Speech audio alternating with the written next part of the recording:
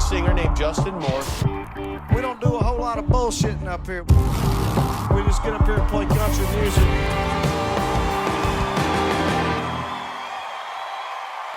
Hey guys, today's podcast is sponsored by Bobcat Company. Check them out at bobcat.com. All right.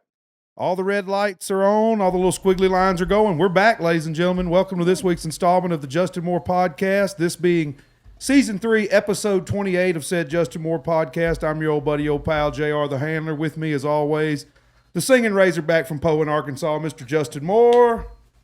And today with us, we have some special guests. And they're so special, we couldn't even waste any time getting them on. We're not going to do a front on this. We're just going to jump right into it. No build We've got our buddy Lucas Hoge, who we've known for a while, done a bunch of shows with over the years, got his own show on the Sportsman Network, Hoge Wild. Make sure to check that out. We'll drop all that info before the break. And then our new buddy Greg, who we met here at hunting camp. So I'm going to turn it over to you guys and let y'all wrap. Just you can tell them where we're at, and you can lean into that some. But thank y'all for tuning in. Here we are. Yeah, thank you guys for tuning in. It's we have the opportunity with our jobs to do so many cool things and have so many just neat, different types of experiences that I know my mom and dad didn't get to have. Right. Get to go places they didn't, and that kind of stuff, and so this is one of those. I mean, I don't know where we are in Indiana. We're somewhere in Indiana. Do you guys know exactly where we are? We're not far outside Fort Wayne. Yeah. Okay, Fort Wayne. We've played a lot of shows in Fort Wayne, Indiana, and so Lucas invited us to do a hunt on his show, as JR said, Hoge Wild. And when he said a few months ago, this is going to be a pretty special hunt, he wasn't lying. I mean, this place is just ridiculous, to be honest with you. I mean, the lodge is awesome. The people are awesome. I've done a lot of these things, and not as many as Lucas, but and Greg, I'm sure you've done a number of these things as well. But this is pretty high on the list of places I've been to. Yeah, I mean, even where we're recording right now, this is the basement bar part of the man cave, and it's a saloon. He's got a real saloon in his basement. Yeah. And we came down here and had dinner last night. Great steak, by the way. Yes. Phenomenal food. Yes. Also. Beautiful land. I mean, it's just let's sick. give them a plug, by the way. Camelot Ridge, correct? Camelot Ridge Resort, yeah. Okay, cool. I just want to make sure I get that out there, and we'll say that a few more times. Doug McComb, he's the owner of this place. Doug McComb, yeah. He's got a great mustache. Yes, he does. Number one. Sweet tats. And number two, just couldn't be more accommodating. And so, anyway, I digress, but... just a great time, and thank you, Lucas, for having us out, and Greg. It's been fun to get to know you a little bit, and so how are y'all doing? It's good to see you guys. I hadn't seen y'all in 3 minutes. Right. It's good to see you too. I'm glad you could make it work out, and that your tour stopped. It was perfect. So couldn't ask for better. And man, we made quick work of it, didn't we? That was awesome. We did make quick work of it. I'll be honest with you. That's the first. I think I told you this. I don't know if I did or I didn't, but I thought I did. This is the first time I've been on a guided hunt and harvested a deer in the morning. Really? Ever. Wow. It's always in the afternoon for me, about day 3, 4, 5, 6, 7. Right. And so, but yeah, I got to harvest a really, really cool deer today. We're going to try to pipe some. We're going to get Cody. Lucas is going to get us some pictures of that. We're going to try to pipe that in, so hopefully you guys can see this. So I've never taken Beautiful a deer in full velvet. It's my first time too. It's cool. Oh yeah, you too. Yeah, that's right. So back home in Arkansas, if you don't do it the first week of bow season, it's a done deal. Yeah. And I haven't bow hunted a lot lately, simply because I haven't had the time to practice, and I have more respect for the animals than to go out and just sling arrows, you know. And so, to have the opportunity to come up here and do it was really, really cool. And I didn't even count his points, to be honest with you. It was just such a cool deer. It was real palmated. It's just really cool. And just wide. I think it was close to 22 inches inside, and super tall G2s and G3s. Really a really cool, mature deer, and what a great hunt. Great harvest, man. It was so cool. Yeah. So cool. It's funny because, each hunt takes on its own life of its own, and so we got up in the stand. I was late. We were supposed to be in the stand by 6:30 or something like that, and Lucas is banging on the side of the bus this morning, and I'm like, what is that? I figured out what the problem. I had 3 alarms set on my phone, but I had my earbud in last night, and it had fallen out of my ear, and so it was going off in my earbud and wasn't going. So anyway, that's what happened. But Yeah, and I messed up because I had an alarm set to wake him up, and it went off, and I thought, why in the hell do I have an alarm for 6 a.m.? I must have messed up. And then right before I fell back asleep, I said, oh, crap, Justin's got to go hunting. So I banged on his door, and my alarm didn't go off. I was like, oh, we got to get ready. But, yeah, we climb. We get up in the blind, and, I mean, it was, 5-10 minutes maybe? Yeah. And there were 2 or 3 really great deer out there on top of us, and I was all discombobulated. Like I just woke up 30 minutes ago, and I'm like, and kind of again to the same point I said earlier about the bow hunting. I'm like, man, I just don't feel comfortable, guys. I'm sorry. Yeah. And fortunately, this deer that we liked when we saw it before, it pops back out, and fortunate to make a good shot on him, and it's awesome. really, really cool. So you can see that on Lucas's show, Hoge Wild. I don't know when. Yeah, won't you give us the may or info may on all not that? 'Cause know. I don't know. I mean, we know Lucas. We've known you for a long time, but we Yeah, really man. hadn't got to hang out until coming to camp this week. So, and I don't know. I know most of our viewers know you probably from your music and your show, because we got a lot of outdoorsmen. Be honest with you, man. You really make me feel lazy. Yeah, I know. He's a country music star. Yeah, good He's looking. a television star. I don't know about that. Star. He can dive. He could. And your show is, correct me if I'm wrong, the fastest growing. It's one of them. Yeah, it's growing so fast. We ended last season, which was my first premiere season of Hoge Wild.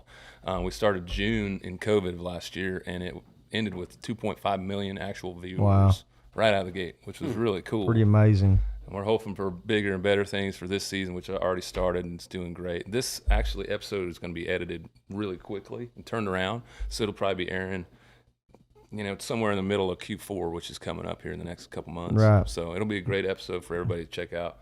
The harvest with you and Justin Stouby as well. Greg Stouby right here. Yeah. One of our nation's heroes. Can't wait to talk to you about all that, man. It's an amazing story. I got to meet Greg right here in the same spot about a year ago today. And, man, it's just been fun. Hoge Wild has taken me all over the world. Yeah. And I say my guitar's been my passport for everything to work out. It really has. That's the only reason I've been able to come to places like this, because people want me to come play songs and hang around the campfire and do shows or whatever. And I'm getting to meet all these people that want to introduce me to their life, right? A life that I normally wouldn't get to step into. And it's places like this. That's how I met Doug. And he was like, man, why don't you come up and bring some friends and go hunting? I was like, okay. Yeah, they think what you do is neat, and you're like, I think what you're doing is neat. Exactly. I'll play some songs. And now he does both of them. Yeah, right. Yeah. So I told him yesterday, I think it was yesterday. He's got a good publicist too. Yeah. I'm like, dude, like, you got the greatest job in the world. Like, you're a professional hunter and fisherman and country music star. Right? I mean, it's like, I'm like, if I'd have told you at 12 you were going to do that for a living, you'd have been like, no, ain't no way. And actually make a living doing it? Are you kidding me? Exactly. But yeah, man, it just it's cool to see all the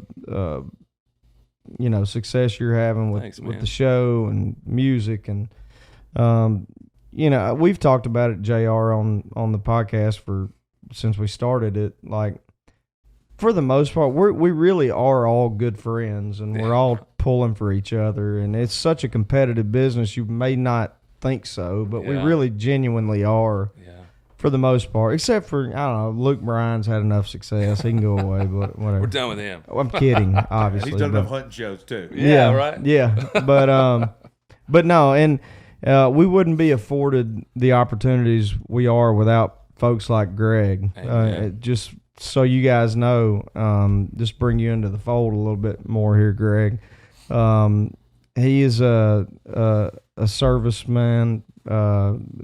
23 years in the Special Forces, a Green Beret, who has just an amazing story, and he just showed us, he just told us about some of it, and shared some images with us that is amazing. So I would invite you just to maybe kind of give a little bit of your story, or as much as you want.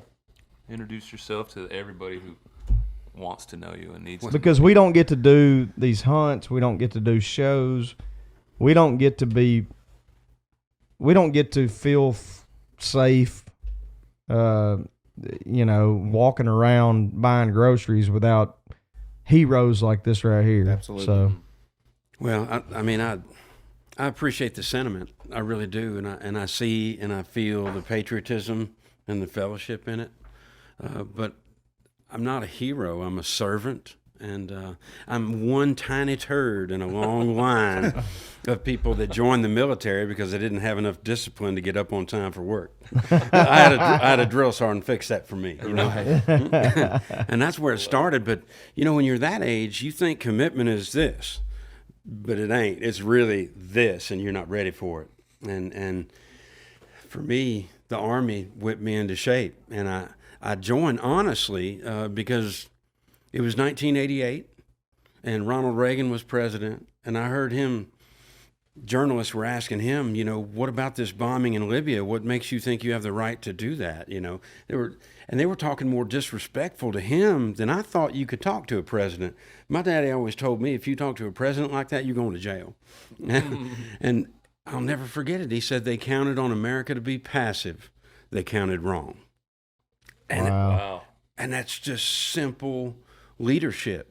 Something needed to be done, and we took action. We don't like bullies. We love freedom, and we have compassion for the human condition anywhere in the world. I wanted to be a part of that. And also, at the time, Rambo was a big deal. and I'm not going to kid you, I wanted to be I was Rambo. 5. I remember. And you had great hair, and you thought, here we go, I can do this too. Well, I didn't think they'd let me keep the mullet, but and they didn't.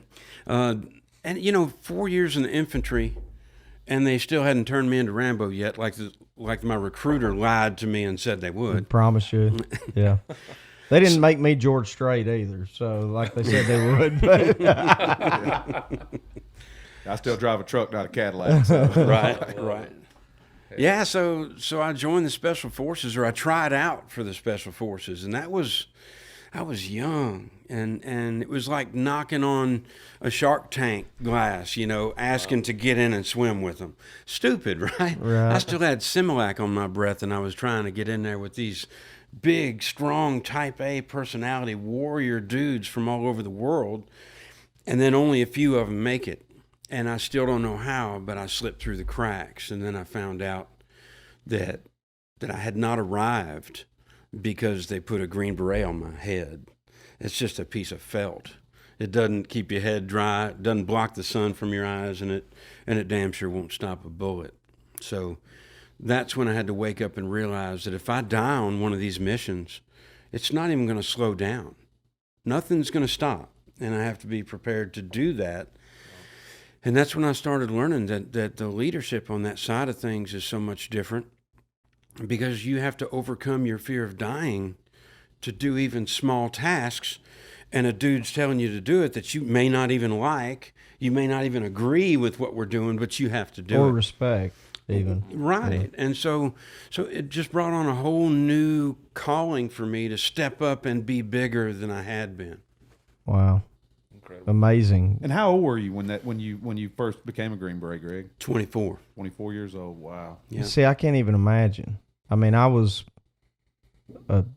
just a punk. Yeah. When I was 24, I signed my record deal when I was 23,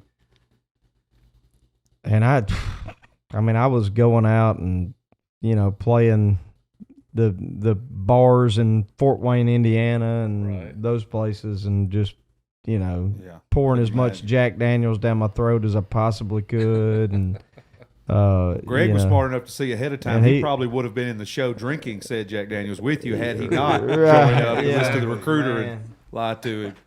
But and I meet people.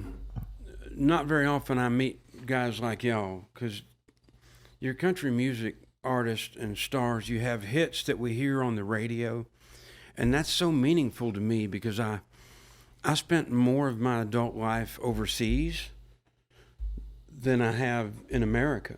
Wow. Deploying with the Special Forces to here and there and everywhere. And I just need you to know how much it rooted me in my cultural values to hear the music that you make. And it becomes the milestones of our lives, and it's stuff like that, reminders of home, like the songs you sing, that actually compel me to re-enlist and do another 4 years. And that's all the difference. And people back home would say, I should have joined the Army when you did, bro. I'm like, no, I want America to look just like it does when I come home. Right. Everybody don't need to go. It's you saying that's pretty amazing. We kind of talked about it a little bit yesterday or last night, and Lucas, I'm sure you've had the same interactions, but I mean, guys and gals who have served come up to me in meet and greets or at the supermarket or Walmart, whatever. Mm-hmm. You go, I just want to let you know I was over in Iraq or wherever, and this song got me through this or that. And I'm taken aback because I'm going, wait a minute, you were away from your family for a year with bullets flying at you, doing this, to me, this thing it's hard to even fathom. Mm-hmm. For me. Yeah. And you're thanking me like that ain't right. And you're just another one in a long line have done that. And I'm like, no. Yeah. Y'all are the ones who are doing what really, really matters. But I do think, on the other side of the coin, I think it does speak to, because I know you genuinely mean that, I think it does speak to the power of not only music, but more specifically country music and how powerful it can be. And another reason I'm so thankful that we're, at least for now, able to be back on the road, because I think that this human interaction is important. Absolutely. I mean, we miss that for so long. And so I appreciate you saying that. I don't know if you have any thoughts on that, but Lucas, but so many thoughts on our military. I've been going overseas for the last 12 years to play for our troops. USO stuff? Or? AFE, USO, those kinds of tours. And nobody really gets it until they walk over there. They land in a Black Hawk, and we look these servicemen and women in the face and can tell them thank you. And as soon as you hit the ground, you're overwhelmed with, holy crap, all these young emotion servicemen and women that are over here day in, day out, fighting the fight for us to keep us safe, our borders safe, everything.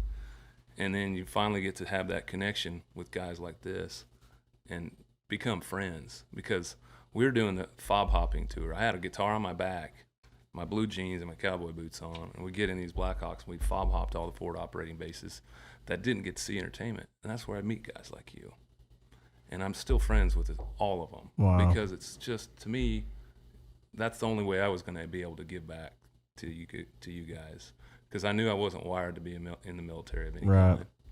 And I knew when that opportunity jumped, I was going to do it until they told me I couldn't keep going over there. But it was something that was near and dear to my heart, with my dad and brothers and cousins and everybody being in the military. I was the black sheep.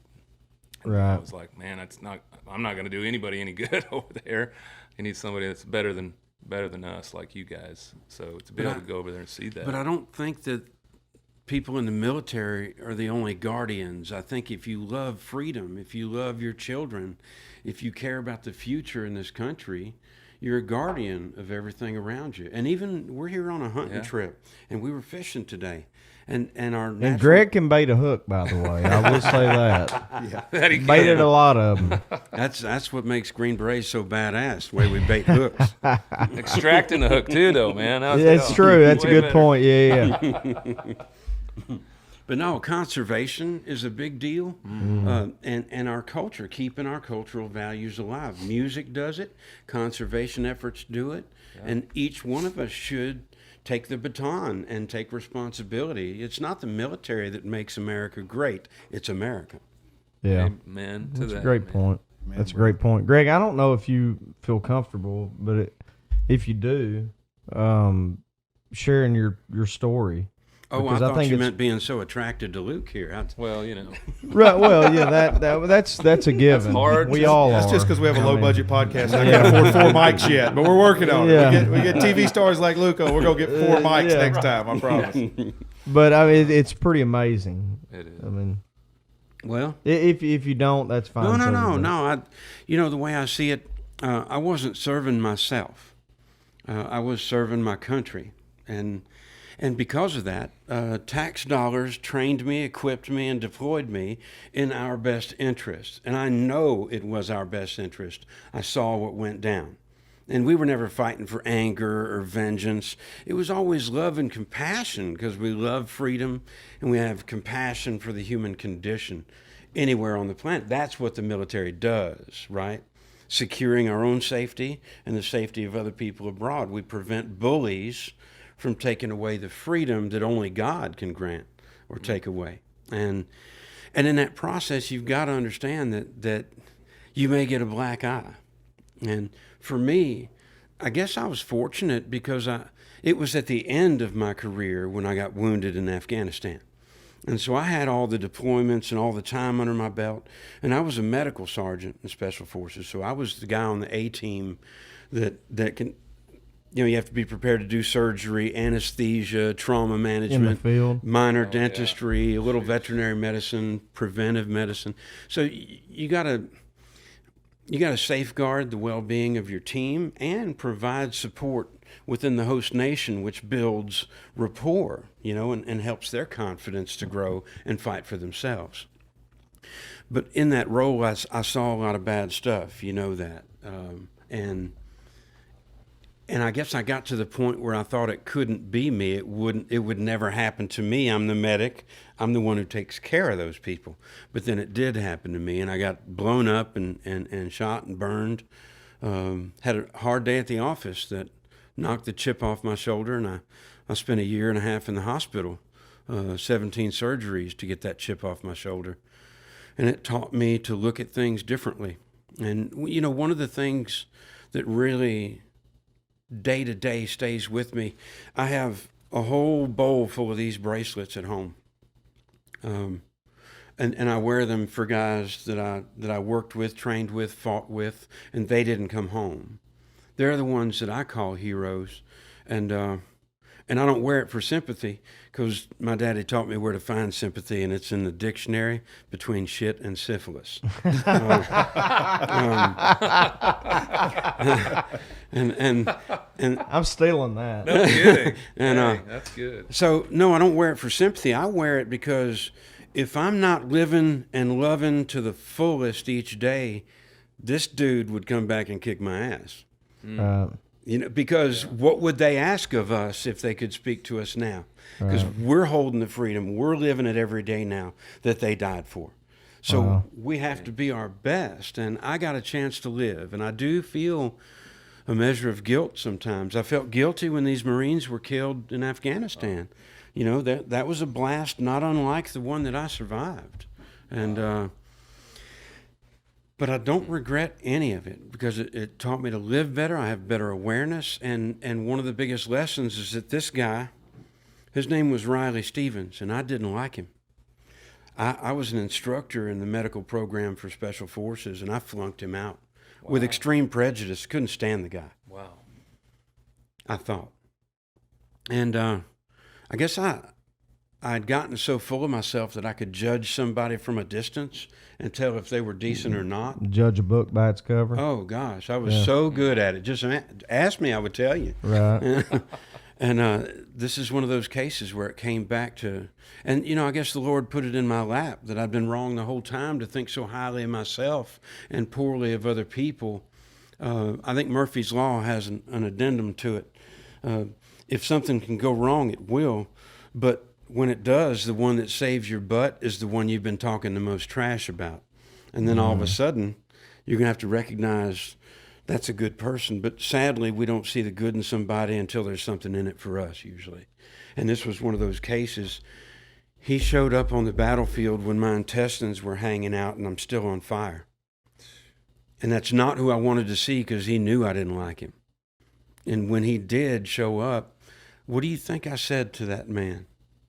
That wasn't a moment for me to be backpedaling or having a conscience, but all I said was, no hard feelings, right?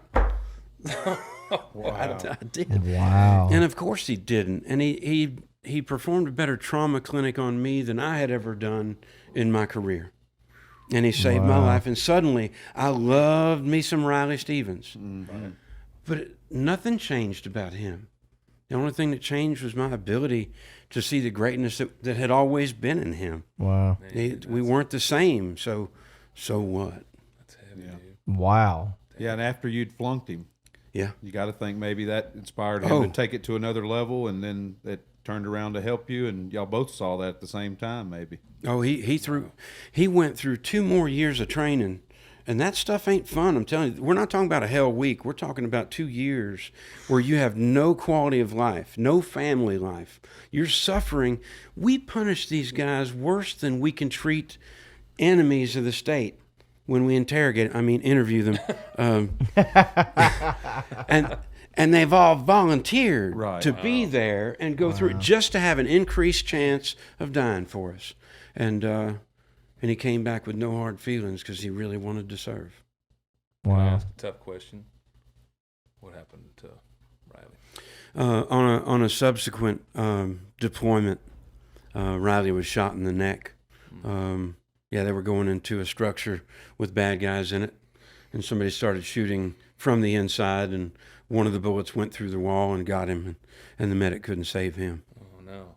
Wow. And so when he was a student in my program, I called him a turd. And now I say hug a turd, because the people we think we don't like, we need each other. And we shouldn't wait for things like that to happen. We should hug it out, because our commonalities are absolute. But these petty little differences we think we see, they don't exist when stuff gets real. Well, I think that's a fine example of. That's an amazing story, by the way. Okay. And thank you for sharing it. It's a fine example, in my opinion, of, you hear all the time, and I believe it to be true. Like, you turn on the news and whatever news station you want to turn it on, it's all the same. It may be leaning this way or that way, but all you see is bad news and hate. And there's way more love in the world, not our country, the world, than there is hate. We just don't get to witness it as much as we do They're showcasing the other stuff, because it's not as polarizing. Exactly. And it doesn't sell advertising and all that stuff. So I think that's a fine example of that. We have a silent majority in this country, and I know it, and it's not new either. In 1968, the peak of anti-war riots, demonstrations, the whole world thought that America hated the idea of the war. What was the number 1 song on pop radio that year? When? 1968. I'd have you. I don't know. I wasn't alive yet. Sherry. No, I'm kidding. That was 60s. It was the Ballad of the Green Beret. Really? From Barry Sadler. Wow. A staff sergeant, Green Berets. And if that's the number 1 song of the whole year, how are you going to tell me the whole country's against the war? Right. Wow. and Exactly. against the soldiers. It's Good not point. new, because the people I know who love their country and love their family, they're not looking for a microphone or a camera.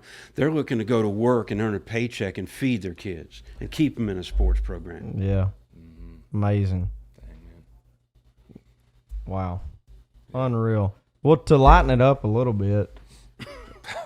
Well, no, not at all. I'm very great. appreciative of you sharing that whole story and your story and but Lucas, music wise, what's happening? Man, some cool stuff, dude. I'm a huge Christmas nut. I've got a brand new Christmas album coming out with some good friends of mine duetting it on it with me, man. I've got 5 originals that I wrote and then 5 standards. Original And, Christmas songs yeah, you wrote. original Really? Christmas. All Yeah, right. man. I'm So he's got. You see, he's got 5, right? That 5. you duetted on. 2 duets, and they're on the. I'm not one standards. of them. He didn't ask me. I would love you to. There's plenty of room, Justin. Come on, man. No, I grew up loving country music, right? You know, we all grew up on George Strait, Jones, Haggard, all them, but Garth Brooks was probably my guy, right? Because the way he entertained, the way his music was not just traditional, but it was rock and country all smashed up. I loved it. And I started looking at who was writing some of these songs for all these big artists that weren't writing their songs. And I saw Skip Ewing. I don't know if you know who Skip Ewing Oh yeah. but man, Not personally, but obviously the name. he is was a great artist of his own right, but amazing. He was writing all these hits back in the early 90s, late 90s, early 2000s. And I just fell in love with his music and the way he would write a song, craft a song. So I would just sit there and study how he would phrase words and rhyme words that wouldn't necessarily rhyme with other words, but it sounded right because each word had its own melody. And that to me just opened up my brain to like, I can do so much with this. I can figure this out, right? Yeah. You know, it was kind of a roadmap for me. And then flash forward, I'm putting a Christmas album together 4 years ago, like an acoustic album thing. And I record one of his songs called It Wasn't His Child, which is a huge popular Christmas song done by Trisha Yearwood and Martina. I mean, everybody, Tim McGraw cut it last year as well. And Skip found my recording on Spotify or something. And he got my number from my booking agent and called me up. And he was like, man, I know you probably don't know who I am, but you recorded one of my songs. And I still got the message on my phone. He's like, Wow. I really love the way you did that song, you know, just really perfectly, pure or whatever. And I was like, that's so cool. I called him back. We hit it off. He came into town, did a bunch of stuff. So I'm recording one of his songs, and we're duetting it on this album. Oh wow. So I can go from Full circle as that. from as a Wow. kid loving his music to now he's singing on my record. Very cool. So How cool. awesome is Stuff like that? So I'm assuming you're going to release that early December, late November, something for the Christmas season this year? Yeah, everything. Actually, tomorrow all the assets go out to the presses and stuff like that. Nice. So So you you got come out and right after Thanksgiving. another exclusive here on the Justin Moore podcast. Right here.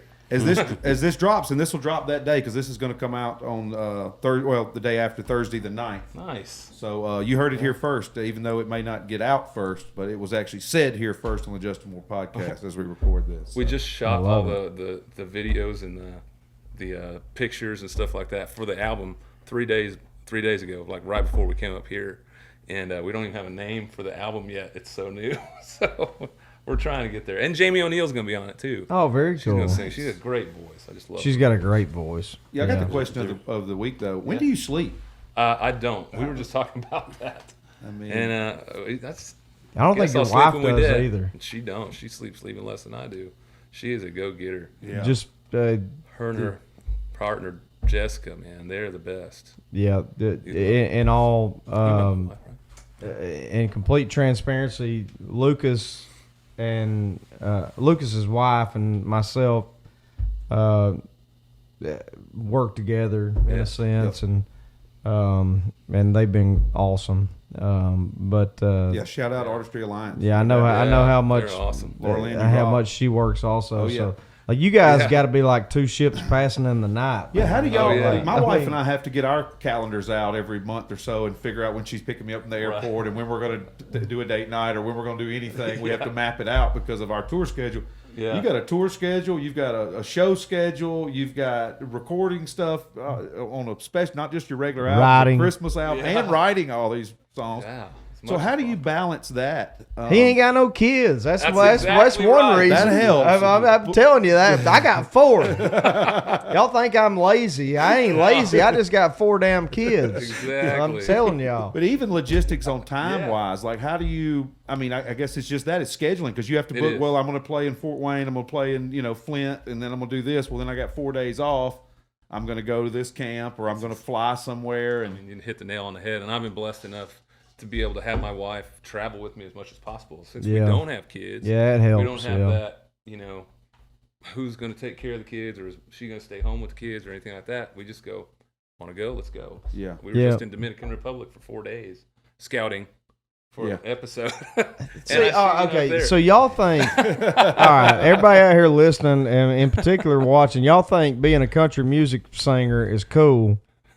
I ain't never gone one time to the Dominican Republic to scout You're right. ever and got paid for it. Not one time ever, never. Maybe we can do a show. You can bring the wife down. I'm we'll go telling to you. Dominican. Well, this catch a this fish. episode of Justin on your TV show, that's going to blow up. I just got a feeling. I'm saying it here. You heard it here first. That's going to blow up. We're going to have a whole new TV show out of it. Exactly. We're going to get to go scout some locations ourselves for multi weeks because we've got to make sure you get the right places to shoot. Also, Right. Lucas knows everyone because, like, we were talking last night when we were eating dinner, which again was phenomenal. Absolutely. But some of the best broccoli I've ever had in my life.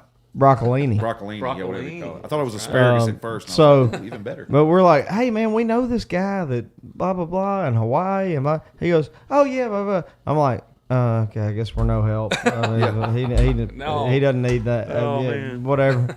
Like, Yeah, But- and all the traveling stuff you do. I mean, and like going back to the scheduling thing. Yeah, you have to block out because if you're going to be gone because you've told us some stories about going to diving different places out of the Yeah. country and hunting. You're going, would you say South Africa or something? Yeah. So October, 2.5 weeks from October to November, we're gonna be in South Africa, hunting with my buddies Tam Safari over there. Their safari club is huge, just amazing. And then we're gonna do a Wow. shutterbug tour for my wife, so she can go see elephants and lions and all them. that sounds awesome. Yeah, and so this as we're filming now, where's your show seasons? Tell us a little bit about the show because we watched it since knowing it became a thing, Right. And obviously we don't get to watch as much as we like, but we've seen it some. And again, this is the first time we've really sat And it's on down the Sportsman channel, correct? It is, yeah. Sportsman's Channel every Monday night at 7:30 Eastern, and then this is season 2. So we started back in June on premiering season 2. So we're halfway through season 2 this year. Season 1 ended awesomely. Couldn't ask for more viewers. Everybody out there who's seen it, thank you for watching it. But And if you haven't, Yeah. go watch it. yeah, please. Sure. It keeps getting better and better every year. Just like anything else that you kind of get in that rhythm of. You're like, okay, now we can step it up a notch, and try and outdo yourself. Like having guests like Greg Stouby and Justin absolutely. Moron and things like that. Scraping the bottom of the barrel. Well, Don't take that personally, Justin. but yeah, No, I get it. I I was get it. fishing with him. I I'm get it. qualified to say that. I get it. but it's a fun show. It takes me all over the world. We put a lot of music in it. That's because that's what kind of ties it all together for me. Absolutely. That's the driving force that allows me to be able to do what I love to do, and that's be in the outdoors with great friends and family, and keep that conservation story alive, and those traditions that a lot of times they get slid out of the way because life gets busy or somebody might think it's not cool, but I think it's pretty dang cool. The conservation aspect too, I think is a great point. Which And underappreciated when it comes to hunting and fishing. Yeah. Because all this land we're on, the hundreds of acres we're on, this could be pine forest or more feed or something else, but majority of it's just natural habitat. It's old. It's just woods falling in on each other. Just natural. And had it not be that, somebody greedy enough would come in and buy it up and try to turn $1 And on. one of the Well, go ahead. sorry, I don't mean to No, interrupt please. you, but to that point, Doug McComb saved this property. Really? It was going to end up being housing development. See that right there? And we got so many houses. We need more houses? No, we need more land. Yeah. because houses are taking over everything. Yeah. And he has made a habitat here for turkey, for deer, a lot of woodchuck. Yeah. I mean, duck habitat. Pheasant. I mean, Yeah. this place is literally a sportsman's paradise. Yeah, one of the proudest things I've been asked to be a part of, I guess, with my career is I was approached, I don't know, 2, 3, 4 years ago now, and have been a part of it, was to be a member of the Arkansas Game and Fish Commission Nice. foundation board. And I'm like, and obviously they educated me on all that they do and how important it is. And I wouldn't even have known. I mean, really, but to be a part of that is, you know, a group of 30, 40 folks or whatever is really, really cool. And just to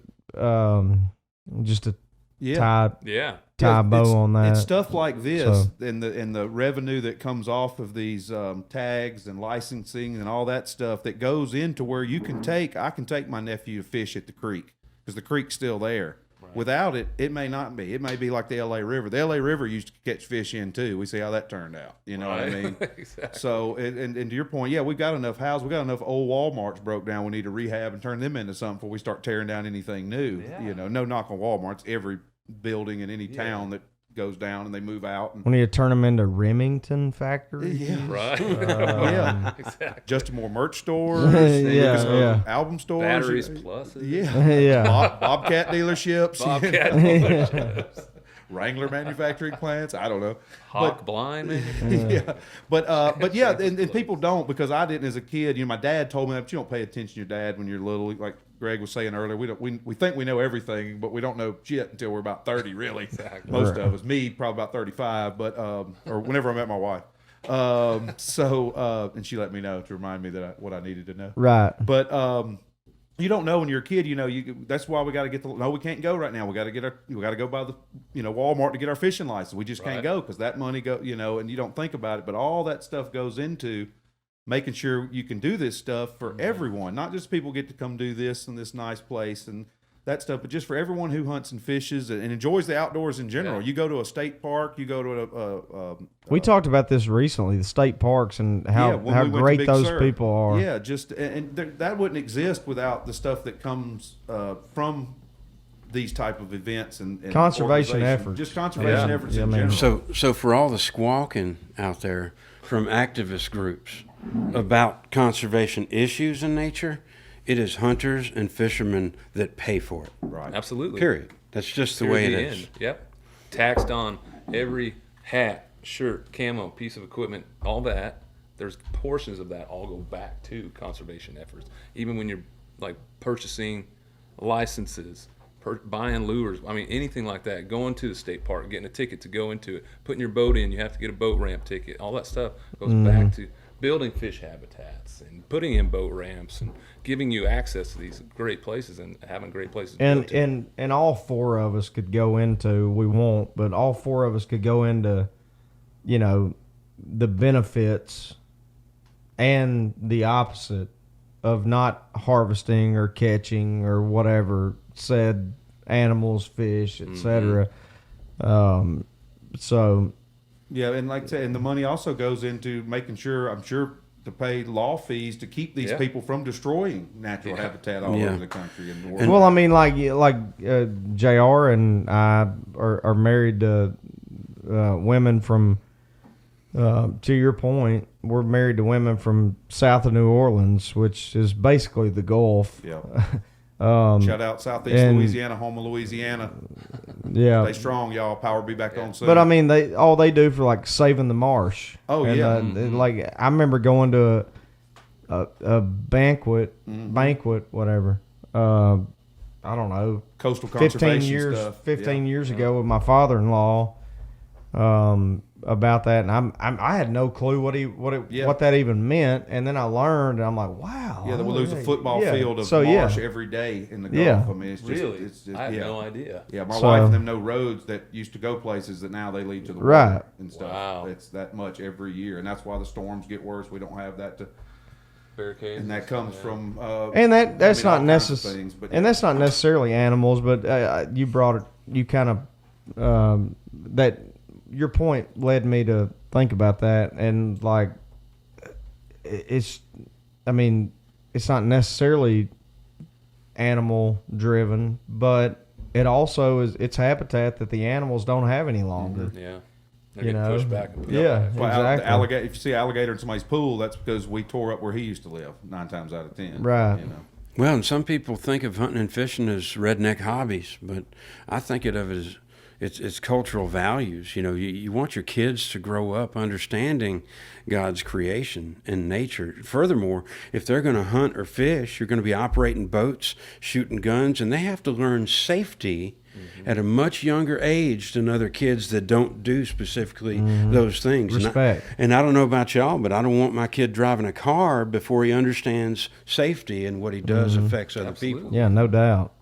No Yeah, doubt. for sure. That's It's I like mean- it's like Justin and I talked about this recently. Like when you get your first knife as a kid, your dad tells you don't play with it because you're going to cut yourself, and 10 minutes later you come back in with your thumb laid open. And it's like, well, then you learn, you know, or don't get too close to fire, you're going to burn your shoe, or you'll hurt. Well, today, I mean, I'm climbing up in the. Lucas climbs up before me. He goes, "Hand me your gun." I put the barrel down. I hand it to him, and then he climbs down before me. I hand it to barrel up. That you know, those types of things. Yep. I mean, and I learned that as a 6-year-old or whatever. You know, But to Greg's point, yeah, you had to because you were in that world, so you had to learn some safety and responsibility and respect for the weapon and all that Right. earlier than some that don't. And then think about, you know, you teach a kid to fish and he spends a couple hours. Kids aren't patient. Now they've tried really hard and he catches a fish. What if it's the wrong species, the wrong size, the wrong season? They got to let it go. And that is horrible for a kid.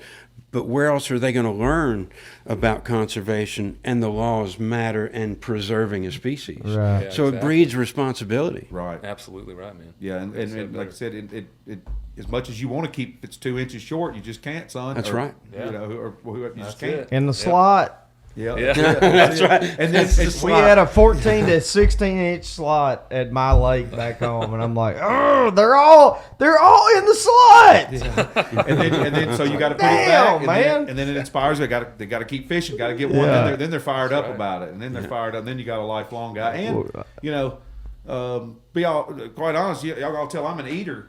That's my favorite source of protein is wild Hey, game. well, I love yeah. if We I love don't- for fish and wild game. I mean, Yeah, and we don't shy away from the fact on the Justin Moore podcast that we're Christians and believe in Absolutely. God and love God, and better talk to him. that's Absolutely. that's why he put them here.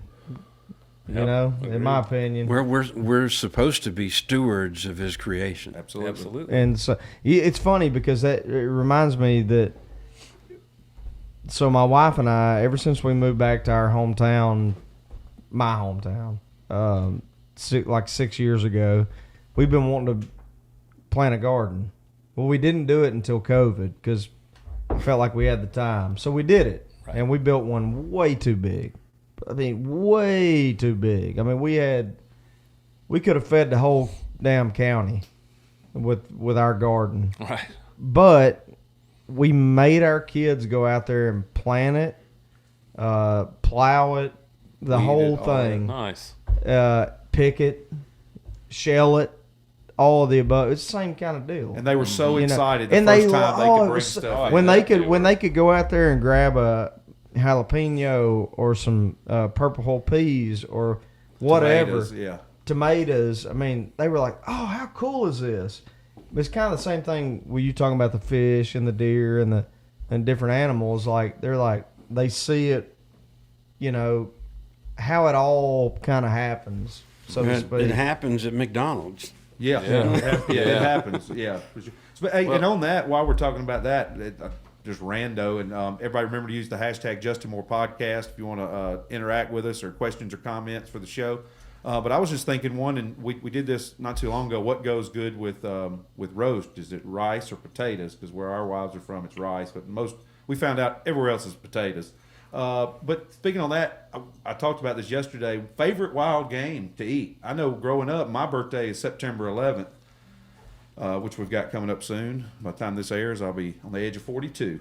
But my favorite growing up was dove breast wrapped in bacon on the grill. Ooh. That was what because the season Sounds pretty started good. right then. That was the first shoot, and then I got with me and Dad cook them on the grill. That was my favorite, and then probably any good white flaky fish. I just love wild fish. But what about you guys? Just random.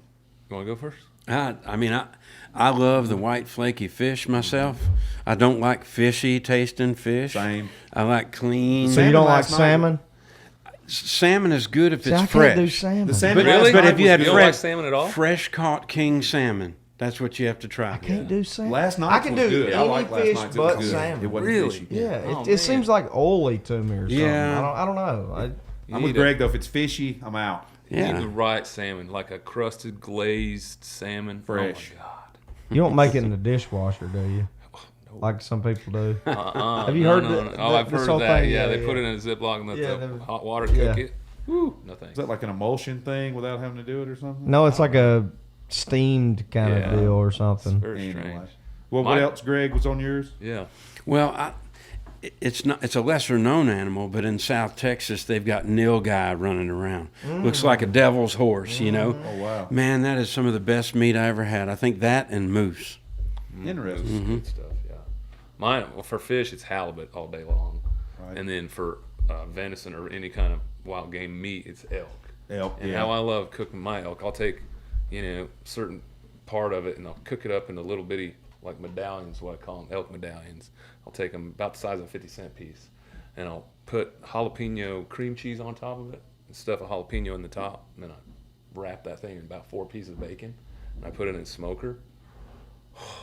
I just ate, but I'm hungry. I know. Yeah, no That's kidding, probably my yeah. favorite way to eat it. Mine's pretty boring.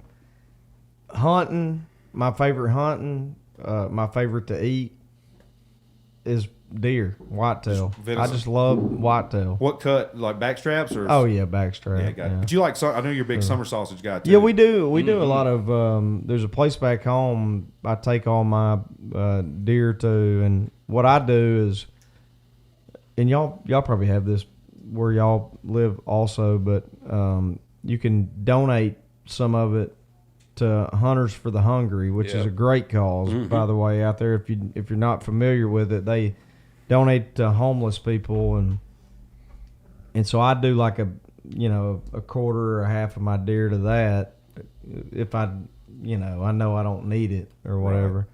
But yeah, they do a jalapeno cheddar cheese summer sausage, Oh, yeah. and so that's what I give out as Christmas presents Yeah. to people. Absolutely. Yeah, I've You snuck know. one out and put it in the freezer on the But- bus before too. Made a trip or two over Good the stuff. years. But and then fish is Gulf grouper, Yeah. Grouper, it's hard to beat too. Good stuff. Yeah, grouper's good. and I cut it into nuggets or medallions like you do the elk. Elk's great too, but Yeah. Yeah. I do like Chilean sea bass. I do too. But what's funny is that's not the real name. Did y'all know that? No, They changed the name to bring it to market and sell it because it's originally it called sounds the fancier. Patagonian toothfish. Yeah. Yeah, that don't sound as appetizing. Yeah, the toothfish. Yeah, So, that's good stuff. hey, what was before we get out of here, Jr.? What was the question recently on Mount Rushmore? Because I want Lucas to answer it. Oh, boy. Western TV and movie actors. Or both of them. Yeah. And then we need to get Lucas's country music.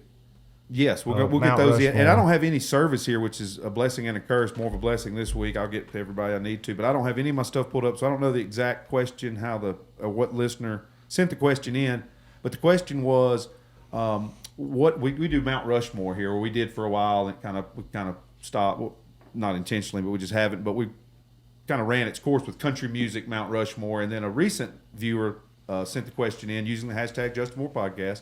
What are your favorite TV and movie Western actors? Holy cow. I mean, I thought, well, that was a good. We can bring back Mount Rushmore for because we took it all over the place, and then but this one, That's a tough one, man. Well, I love Sam Elliott in that Western. I mean, he's like quintessential classic Western dude, right? I mean, and that voice and the way he can deliver His voice a is line, so man. cool. so Jeez. awesome. I'd have to say he'd be my top. top one. Yeah, because he does everything across the board. He's done regular stuff and then Western, and it just. Yeah. But to me, he brings that Western wherever he goes. That great stash. Yeah. Yeah, we got to meet him in D.C. a couple years No ago. way. When, was it Ones That Didn't Make It Back Home? Went Yeah. number one. We went for the 4th of July or something that year. It was I think it was Memorial Memorial Day. Day. We played in front of the at state the capitol. Yeah, it was Oh, Memorial cool. at the Capitol for Yeah, PBS. We did that. Which Pretty was amazing. really That's cool. cool. Really we got kind to meet of, Sam, and he talks just like he acts. It's something Oh. you never know. Sometimes they may be a little different when you meet him. You're like, wait a minute, he's got a British accent.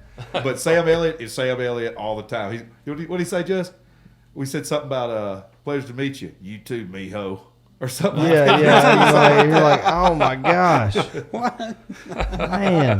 Yeah, straight out of Roadhouse. Oh, man, Straight for out of real. Or Roadhouse. Tombstone, which is our favorite Western. But we said, just some to name out to think about. We said, obviously, you got to have John Wayne's got to be somewhere in the fold. for sure. Clint Eastwood. Clint Eastwood. If you ask Yeah. our grandparents, it'd be Gene Autry, and Roy Rogers. You got to tell Pedro's Gene Yeah, Autry my story. granddaddy who passed away a few years ago, he's my hero. He used to tell a great story when we would talk about renting a movie, because back in the day, you had to go to a store and rent a movie or bring it home and put it in the thing. So you have to talk about what you were going to get. And my granddad, we'd talk about, well, this new movie or that. Granddad would always go, y'all get that Gene Autry, who shit in a saddlebag? It's a mystery. And he'd laugh. He thought that was the funniest thing he'd ever heard. Most people didn't know who Gene Autry was, but we always laughed with him. But that was a good one. And then one that Justin and I really like, who was a huge country music fan and friends with most of our heroes, was Robert Duvall. Oh, mean, yeah. Duvall is Lonesome Dove. Yeah. Solid. I mean, even those newer ones, the Open Range and that kind of stuff. I mean, That's cool. Yeah. even Secondhand Lines, which I is, love that I mean, I don't know movie. if you call that a Western, but it's got Western. It's got those kind of tones. Country boys. I'll Yeah. tell you one you wouldn't expect, and it ain't necessarily Western, but what about Tom Selleck and Quigley Down Under? Yeah. That's a good one. Uh-huh. Or even Kurt Russell in Another- I Tombstone. love Kurt Russell. Val Kilmer. Yeah. Val Kilmer in Val. His Tombstone. doc. I'm your Huckleberry. It was hard for me, That's and we've pretty- talked about how that's much pretty we good love stuff. Tombstone.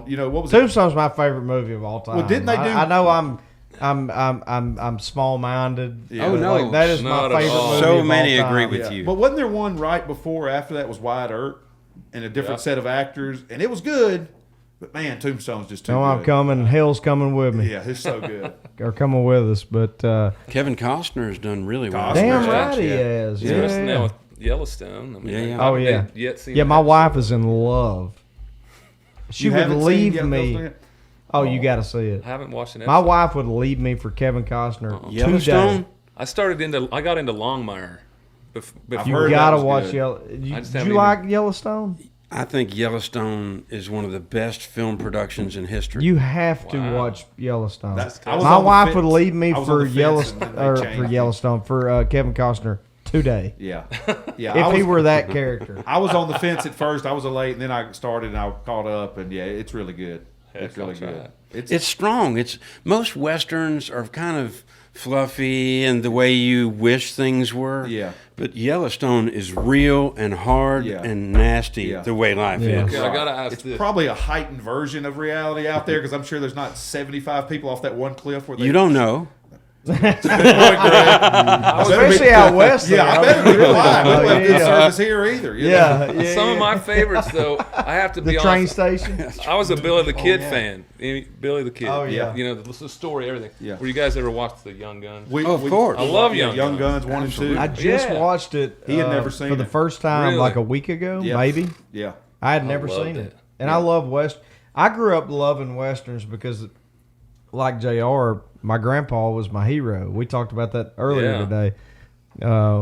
When we were hunting, the strap on or the sling on my gun, like Thank you for Clearly- changing that. yeah, was super old looking. And that was my grandpa's. That was awesome. And so I put it on that gun because it was my daughter's gun. And so he always watched westerns. So that's what I watched. yeah. I mean, yeah, that and oh gosh, what was Chuck Norris in? What was the Walker, Texas Walker Ranger. Texas Walker, Ranger? yeah. That and Walker Texas Texas Ranger. Oh, yeah, I watched for sure. nonstop. Yeah, great. He about to get them. They think they got it. He about to whoop all of Hey, them. what was the Chuck Norris thing you saw the other day? By the way, this random, but Chuck Norris just came in contact with COVID-19. COVID-19 is in quarantine for 2 weeks. Yeah. Oh, yeah, exactly. So great. Oh man, yeah, we got to wrap this thing. But I do want to, like you'd mentioned too. I know one because you talked about him earlier. Who would be your Mount Rushmore of country music for you personally? Not just what you think of country music, but Lucas Hoge's Mount Those Rushmore of people. country music. So obviously, probably have to start with Garth, just because when I was a kid, all the stuff was really hitting and popping. That's when I realized I wanted to get into music. But then it would be quickly George Strait right next to him, and then honestly Skip Ewing. Even though he didn't have much of a artist career, he was that guy who molded how I love to write and craft a song. To this day, I still use that as a compliment. And then, Merle Haggard. I mean, I love his music, forever will, and I still sing his songs today in some of my shows. And gosh, one more I'd have to. There's so many. That's It's the just artist tough. name. There needs to be like My 12 Yeah. on, If I had to, I mean, I'd put my dad right in there. He's never had a music career, but he's the one that got me into singing and being able to have the courage to stand up in front of somebody and let them know that I have some sort of talent to give. Wow. So I put my dad right there. That's awesome. That's a new one, but that's Very a good cool. one. Absolutely. Greg, Very cool. Greg, who are you, country always your thing, or you like all types of music? Country was my thing, and in my childhood, I was big on Freddie Fender. Oh wow! Till the last teardrops fall. Yeah, wasted days and wasted nights. love Wasted days and wasted nights. Yeah, Yeah. and I'd have to go with the Possum, George Jones, one of the greatest voices of all time. Amen. and can't forget Conway Twitty. Oh yeah. Legend. Hello, whoa. Born Harold Lloyd Jenkins. His tour manager changed his name to Conway Twitty between Conway, Arkansas, and Twitty, Texas. So we got to I get didn't you a know new that. name. No kidding. Harold Lloyd Jenkins ain't gonna make it. Yeah, he was gonna be a pop star first, and Yeah, he was born in Mississippi, grew up in Arkansas. yeah, and he was going to go Crazy. country after he got back from, I think it was Korea, and they said Harold Lloyd Jenkins was his name. So we got to come up with a better name. They were leaving Conway, Arkansas, going to Twitty, Texas, and that's why he changed. Tour manager changed his name right, or manager changed his name right to that. I'll be And then there. Freddie Fender. Crazy story on Freddie Fender I've told on here before. I think it was 1967 or 68. Freddie Fender and his bass player were arrested outside of a club in Baton Rouge, Louisiana, for possession of marijuana. They had what equated to 1 gram of marijuana on them, and both served 3 years in Angola prison in Louisiana for possession of 1 gram of flower marijuana in 1967. Oh, right geez. outside, took a break between their set. Bass player's burning one. Him and Freddie hanging out for a sec. Cops rough him up. Go to jail. Has to go to Angola prison, which is a work camp prison where they have the rodeo and all that stuff Crazy. for 3 years That's cool. until Where the new, we are today. until the new especially. I mean, governor that's- came in and realized, wait a minute, that's the Freddie Fender that's on Woodham, and then so got it flipped around and was like, what did they get him for? And it was literally a gram of marijuana. So, Wow. random stories that you don't know about your country music people that we Yeah. dissect here on the Justin Moore podcast. Unreal. Damn. Well, you got to go smack. Yeah, one. y'all got to go Gotta get get a the back- stand back You of got somewhere. to go line. smack one. I hope so. Greg, thank you so much for sharing your story and being a part of this. Lucas, Absolutely. thank you so much for the invite, man. you're We've had a welcome. blast. Hopefully, you have, and this Absolutely. has been a success for you and your show. Hoge Wild, Yeah, you wanna check it drop- out on the Sportsman's channel. Yeah. You Drop can do a your better socials job and of stuff. the socials and all that than I can. Yeah, it's everything on socials for Hoge Wild is Hoge Wild TV, at Hoge Wild TV, and everything for Lucas Hoge is just at Lucas Hoge, and Hoge is Hoge. You can catch the Sportsman's Channel catch Hoge Wild on the Sportsman's Channel every Monday night, 7:30 Eastern, and we got great guests, great locations, fun stuff, hunting, fishing, scuba diving, jumping out of airplanes with the Golden Knights, all sorts of crazy stuff. He tried to talk me into You got to do it. jumping out of an airplane. I ain't doing it. I'd like to make a plug. That'd be great. Please, Now, Absolutely. I'm the product of a public Tennessee education, but I wrote a book anyway, and it's called Conquer Anything, a Green Beret's Guide to Building Your A-Team. And I tried to demystify all the things that make special operations so successful in hell-on-earth conditions and break it down to where it's not military stuff, it's just human. And it's stuff all of us have, but we don't exercise it because we're not under the threat of being killed. Wow, what's the name of the book? I'm again, glad Greg? you said that because I want to read it. Yeah, absolutely. I'd Yeah. love to get a copy, and we'll definitely make sure to put it in the liner notes of the show notes and stuff where people can find the link and know, try to find it. It's on Amazon. I recorded the audiobook myself. Yes. See, I love audiobooks. And so it's Conquer Anything, a Green Beret's Guide to Building Your A-Team. Dang. Love it. We'll be listening to that tomorrow when I get up. Absolutely. Well, thank you guys for joining us today. As we said earlier, this episode of the Justin Moore Podcast will be released this Thursday, hopefully barring any interruption. I can get some internet somewhere tonight. That night we'll be at the Power and Light District in Kansas City, Missouri. The next night we're going to be up in Illinois at a private show with our buddy Tracy Lawrence, and then we're heading back to Council Bluffs, Iowa on September 11th, my birthday, to play the Harrah's Big Cove out there in their backyard. And during that, on the 11th, this Saturday during football, which just going to say, well, we didn't do our sports segment this week, but both the good teams win. Both the red teams won this week, so we're good. Bama and Arkansas are 1-0 each, so we're good. And tune in this week. Arkansas's got a big challenge ahead of them with Texas this week. A big, used to be a conference foe, now out of conference, about to be back in the same conference, which is weird. And that's SWC back to the SEC. Yeah. And yeah, I'll be on for those out there watching, listening, SEC fans.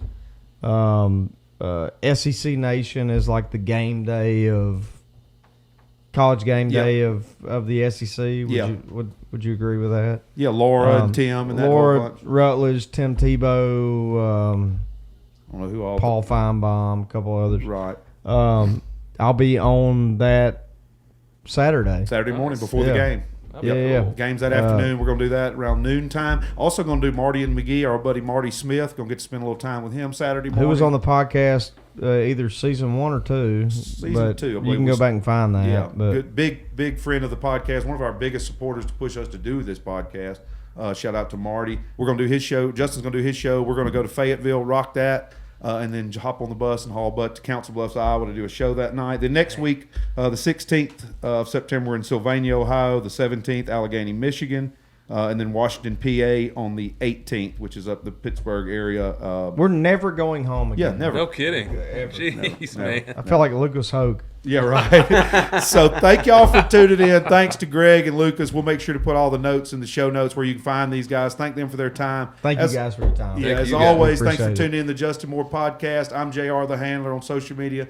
That's Justin Cole Moore. Go to justinmooremusic.com for tour dates, merchandise, and all that stuff. You can find all the other links on jrthehandler.com. Hoge Wild. Hoge Wild, baby. Use the Remington. hashtag Justin Moore Podcast and tune in. We'll make sure y'all know on socials when the show's coming out. Thank you, guys. See y'all next week. I want to give a quick shout out to Bobcat Company, who really does make a job, any job that is, easier. They got everything from skid steers to compact tractors, utility vehicles, zero-turn mowers, and everything in between. Their products are designed to make your lives easier. I like that, which means spending more time with your family and doing the other fun things you love. Y'all know how big of a deal that is to me. Make sure you visit bobcat.com to see what products might be a good fit for your property. Hey, what's up, guys? Justin Moore here. I want to remind everyone out there listening that my wife Kate has an awesome children's clothing boutique in downtown Benton, Arkansas at Central Arkansas. So if you're local, come see us at 119 West South Street in downtown historic Benton, Arkansas.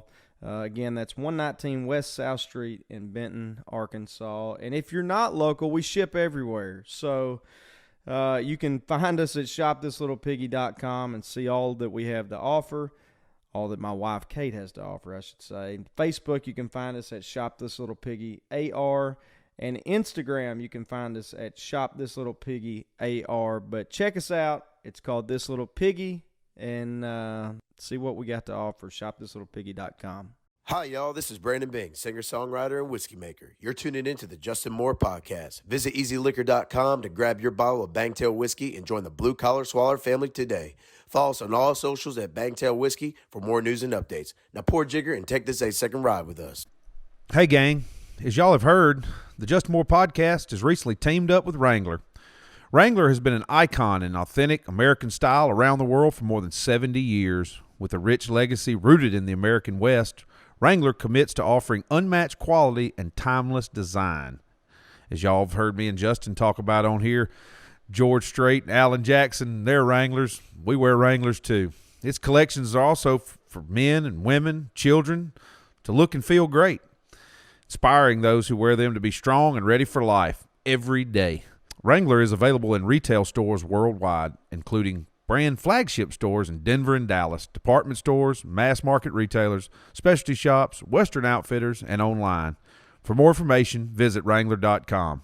And you know you've heard it here, and you've seen it on stage, the Justin Moore Podcast. Dang glad to be partnered up with Wrangler because we're big fans and have been for a long, long time. Can't go wrong with a nice pair of Wranglers, y'all. I wear the Wrangler Retro. Justin wears the black one some. It's my go-to. I get mine at Academy. So if you're around an Academy or just about anywhere, you can get you a pair of Wranglers, whether you want to look like George Strait, or you want to look like JM, or you want to look like me. You can get you some Wranglers, and you can do that. Whether you're in North California or South Alabama or Montana, Texas, Ohio, Wyoming, wherever, a pair of Wranglers will get the job done. Long live cowboys and plowboys. For more information, visit Wrangler.com.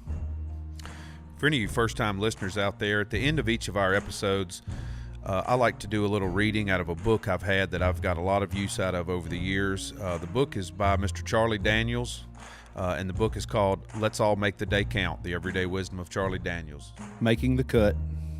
Let us not grow weary of doing good, for in the due season we will reap if we do not give up. Galatians 6:9. It took me a lot of years to discover, or at least admit, that my athletic talent was limited. I was of the opinion that if I practiced hard enough and long enough, I could develop the smooth, unhurried motions of the kids who obviously had the natural instincts and ability of an athlete.